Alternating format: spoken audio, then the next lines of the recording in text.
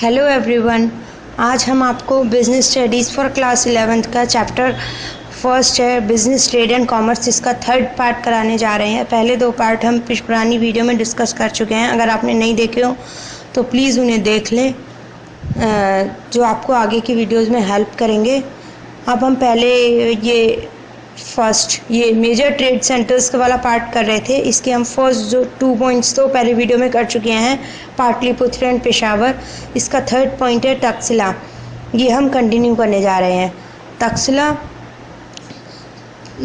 It served as a major centre on important land routes between India and Central Asia. Takshashila जो थी वो जो है इम्पोर्टेंट ट्रेड रूट थी इंडिया और सेंट्रल एशिया के बीच में। It was also a city of financial and commercial bank. यहाँ पर जो है बहुत ज़्यादा पैसे, फाइनेंशियल एंड कॉमर्शियल, बहुत सारे कॉमर्शियल और फाइनेंशियल बैंक्स होते थे तक्षशिला में। The city occupied an important place in Buddhist centre of learning. यहाँ पर बहुत सारे बुद्धिस्ट सेंटर होते थे। The famous Takshashila university flourished here. Takshashila university जो फेमस है, आपने सुना भी होगा नाम, वो यहीं पर थी। Indraprastha, it was the commercial function on the Royal Road where most routes leading to the east, west, south and north converged. Indraprastha क्या था? ये क्या था? Commercial junction on the royal roots.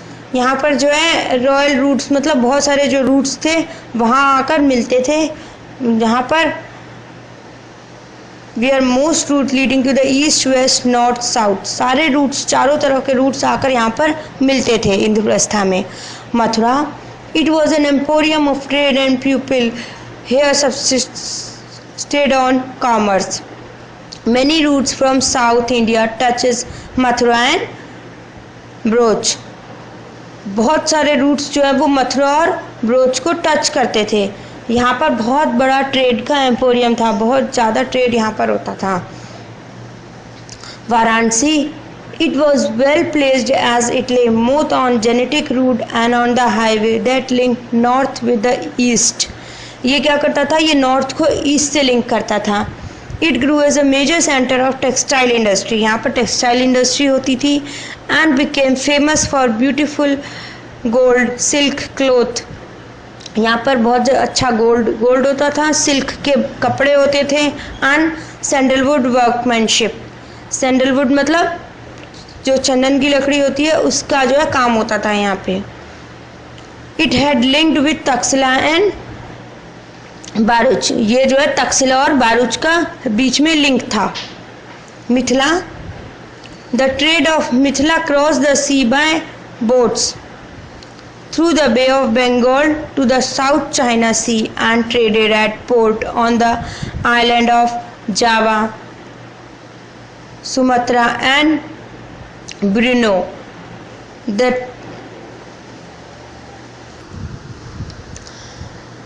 जो ट्रेडर्स थे मिथिला के, ये क्या करते थे? सी को बोट से क्रॉस करते थे और कहाँ पर? Bay of Bengal to south China sea की तरफ ये लोग जाते थे। और ये लोग क्या करते थे? They established trading colonies in south China. वो उन्होंने साउथ चाइना में अपनी कॉलोनीज अपने एस्टेब्लिश कर ली थी। और स्पेशली कहाँ पे? यूनान में। Ujjain, agate carnelian muslin and mallow cloths were exported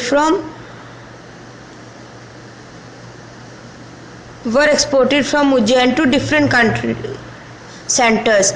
यहाँ पर जो है बहुत सारी चीज़ें जो हैं उज्जैन से अलग अलग सेंटर्स में एक्सपोर्ट होती थी। It also had trade relations through land route with Takshashila and Peshawar. यहाँ पर जो है बहुत सारे लैंड जो रूट्स थे वो लिंक करते थे तक्षशिला और पेशावर से। Surat, it was the emporium of west trade during Mughal period. Taxila textile of Surat was famous for their gold. जो सूरत का कंपनीज थी वो किसके लिए फेमस थी? गोल्ड बॉर्डर्स, जरी की साड़ियों के लिए। It north way, it is not worthy that Surat hundi was honoured in far off market of Egypt and Iran. Egypt और ईरान की कंट्रीज़ में ये जो हुंडी थी यहाँ की, ये ऑनर्ड होती थी, मतलब उसको माना जाता था। Kanchi today is known as the Kanchipuram.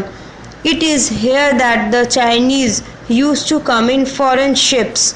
यहाँ पर जो है क्या हुआ, चाइनीज़ आए जो है to come to foreign ships, वो आए चाइनीज़ यहाँ पर ट्रेड करने के लिए इंडिया में।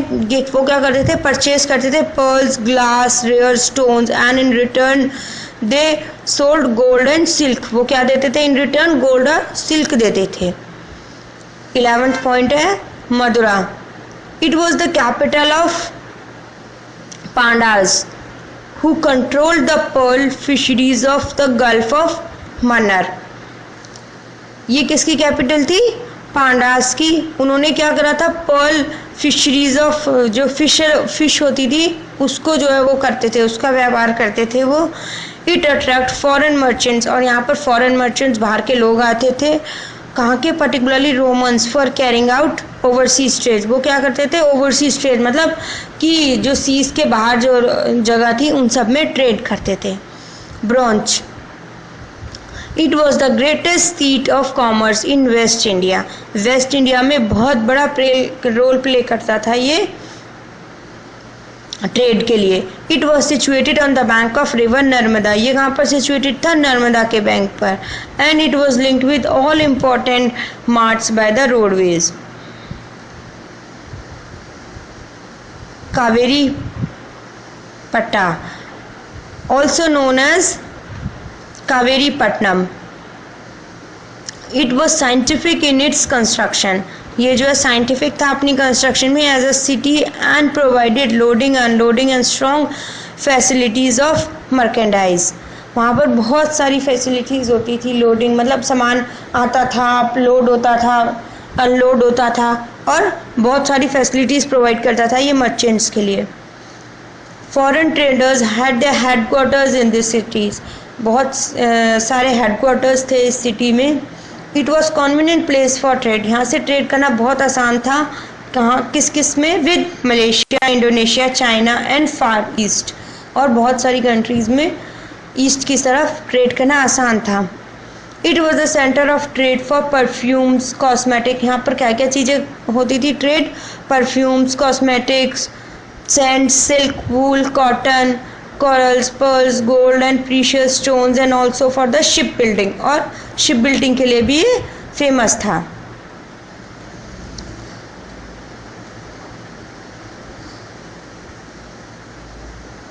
तमरालीपट्टी। It was one of the greatest port connected both by the sea and land with the west and far east.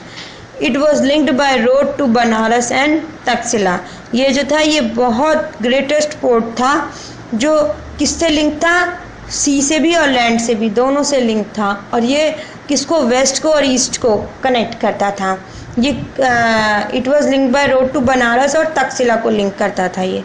Major imports and imports, next heading पे आएंगे अब हम। मेजर एक्सपोर्ट्स एंड इम्पोर्ट्स, बहुत exports क्या थे और imports क्या थे। एक्सपोर्ट्स कंसिस्टेड ऑफ, एक्सपोर्ट्स का मतलब होता है जो हम चीज़ें बाहर दे रहे हैं आउट ऑफ इंडिया, और इम्पोर्ट्स का मतलब जो हम चीज़ें इंडिया में इंपोर्ट कर रहे हैं, ले रहे हैं बाहर से।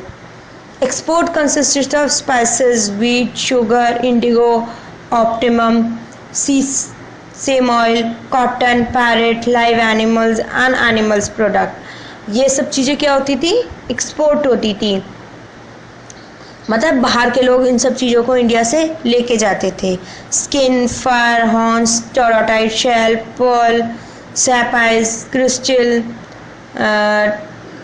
कॉपर एट्सेट्रा, ये सब चीज़ें एक्सपोर्ट होती थी। और इंपोर्ट क्या होती थी, import included horses, animal product, Chinese silk, flax, linen, wine, gold, silver, tin, copper, lead, rubies, coral, glass, amber etcetera. ये सब चीज़ें क्या होती थी, बाहर से इंपोर्ट होती थी। नेक्स्ट हेडिंग है पोजीशन ऑफ इंडियन सब continent in the world economy. World economy में इंडिया की क्या पोजीशन थी। Between the 1st and the 7th century CE, India is estimated to have the largest economy in the ancient and medieval world. India की बहुत ज़्यादा अच्छी economy थी, largest economy थी एंशंट और मिडीवियल वर्ल्ड में। Controlling over 1/3 and 1/4 of the world's wealth, बहुत ज़्यादा जो है वो वर्ल्ड की चीज़ें, वर्ल्ड की वेल्थ पैसा वो इंडिया लेके आती थी, 1/3 या 1/4। The country was often referred to as, इसको क्या कहते थे हम, Swarnabhumi and Swarnadvipa, in the writings of many travellers such as, कौन से ट्रैवलर्स ने ये सब लिखा है, ये है मेगास्टीन, फैक्सियन, वेनजांग, एल्बरूनी, एबन बतुरा, फ्रेंचमैन, फ्रिंक्सिकोज एंड अदर्स, बहुत सारे जो राइटर्स है उसने ये लिखा है कि इंडिया जो है बहुत ही वेल्दी कंट्री थी।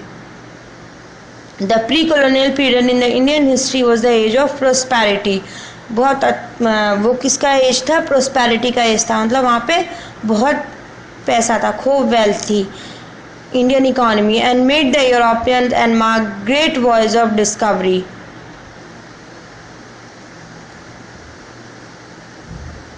Of prosperity for Indian economy, ये जो है इंडियन इकोनॉमी के लिए बहुत अच्छी एज थी, और इसमें क्या हुआ, यूरोपियंस आए यहाँ पर ट्रेड करने के लिए, mark the great voyage of discovery. Initially they came to plunder, but वो आए तो किसके लिए, व्यापार करने के लिए थे यहाँ पे, but soon realise the rewards of trade in exchange of gold and silver, और उन्होंने धीरे धीरे क्या रियलाइज करा कि हम गोल्ड और सिल्वर में एक्सचेंज करेंगे, इंडिया से जो है गोल्ड और सिल्वर ले जाएंगे।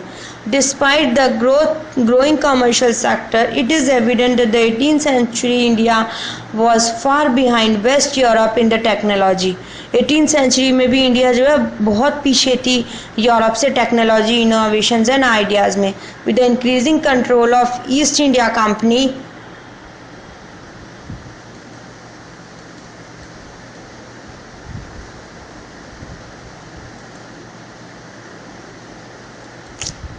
क्या हो गया,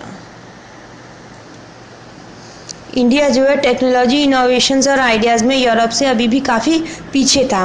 with the increase control of east India company, जैसे जैसे इंडिया पर ईस्ट इंडिया कंपनी का कंट्रोल बढ़ता गया, वहाँ तब क्या हुआ, कॉजिंग लैक ऑफ फ्रीडम, लोगों को फ्रीडम कम हो गया, and no occurrence of the agriculture, उन्होंने एग्रीकल्चर को बढ़ावा नहीं दिया, एग्रीकल्चर को ख़त्म किया, and scientific revolution, limited reach of education to the message, लोगों के पास बहुत एजुकेशन बहुत कम पहुंची, and population growth and preference to the machines, और उन्होंने किस चीज़ को प्रेफरेंस दिया, मशीन्स को, over the manual skill, made India country, उन्होंने क्या करा, इंडिया को जो प्रॉस्परस कंट्री थी उसको एक पुअर बना दिया, with the people who are poor.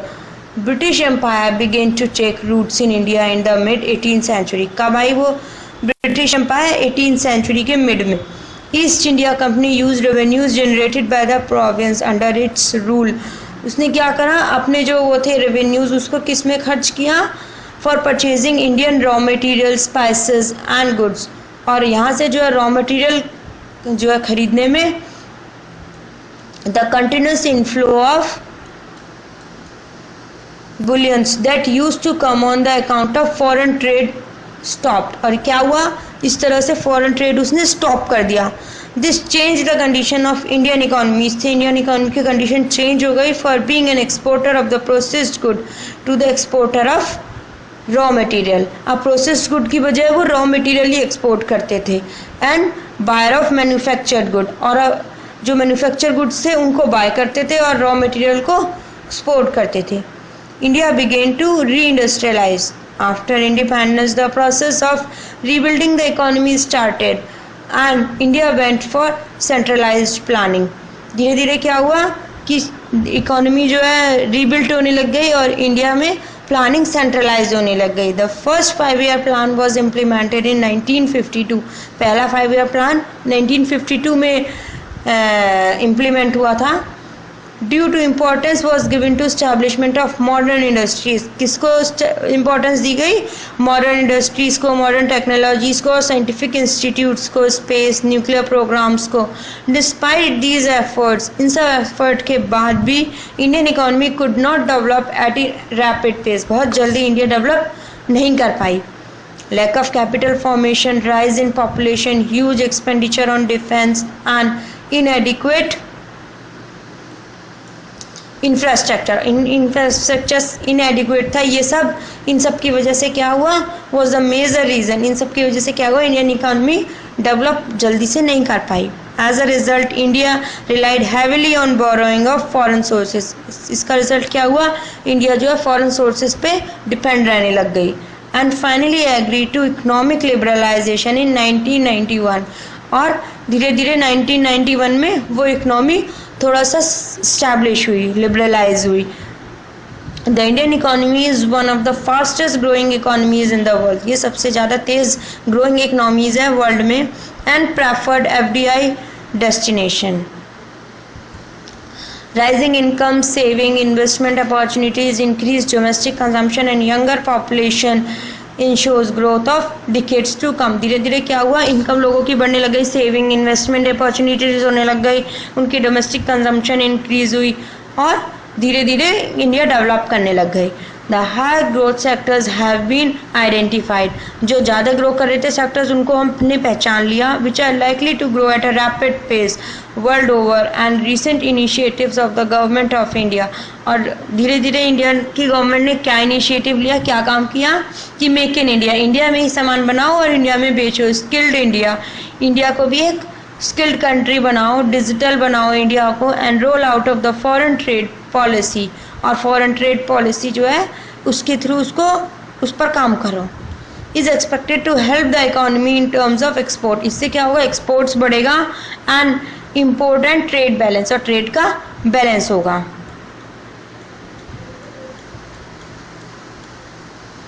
अब हम सेक्शन 2 पे आ गए हैं। इसके आगे का हम नेक्स्ट वीडियो में डिस्कस करेंगे। इस वीडियो में यहीं तक के लिए, अगर आपको ये वीडियो पसंद आएगा तो लाइक करें, शेयर करें और सब्सक्राइब करें। Thank you.